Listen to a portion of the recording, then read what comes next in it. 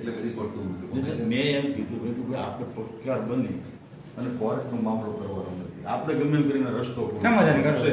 તમે પહેલા એને લોકો રસ્તો બોલો. નથી એટલે આપણે ગામિત સાહેબ, આપણે મારું બહુ ક્લિયર વિઝન છે અને હું હે ને રાજકારણી નથી, હું સમાજ સેવક છું અને હું વગેન બધે પૂગું કે ન પૂગું પણ હું આમાં ઉકેલ લઈ આવી એટલી મારી ઓકાત છે. બહુ સારું. હું એ સોચું કે અમે ત્યાં 3 વાર ગયા હા.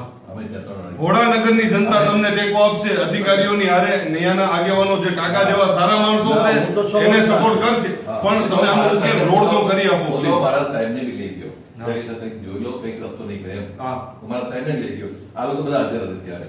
હા. બરાબર. ત્યારે સાહેબે કીધું ગમે રીતે આપણે રસ્તો કાઢીએ એમ. એ જે વાત થઈ પછી અમે એના માલિકને ફોન કર્યો, મેં ફોન કર્યો એના માલિકને. ભાઈ તું વચ્ચેથી રસ્તો તો આપે છે, તું મૂર્ખ છે, તારો પ્લોટ વચ્ચેથી જઈને કરતા તું સાઈડમાં રસ્તો આપી દે ને ભાઈ. એ વાત મેં એને કરી એમ. તો આનો ઉકેલ ઈ એગ્રી છે. હવે તમે કાકા વાત કરી 2-4 દિવસમાં જ લઈ એમએલએ સાહેબને મળો, એમ કે બીજી ટર્મમાં નગર ઘરે જઈને પૂજા જ કરવાની રહે તારે એને કઈ. નહીં, એમએલએ આની રજૂઆત તો સારી જ કરી છે. ઈ તો સારી જ કરે, ભાજપનો એમએલએ છે તો ભાજપ માટે તો કરે ને કાકા, પણ હું ચોખ્ખું કહું છું કે એને પૂજા જ કરવાની રહે, બરોબર. એટલે આનો ઉકેલ 2 પાર્ટીમાં કરો કાકા, ચૂંટણી માથે નકર મત નહીં મળે સાહેબને. સાહેબ ભાઈ ઘરે બેસી જશે યાર, બરોબર. અને આ મજાક પ્રજા હારે થાય છે, નકર આમાં બીજા ઘણા એને મજાક કરી નાખીશું. ગામિત સાહેબ, કાકા ભૂલ ચૂક માફ કરજો, દીકરો છો તમારો.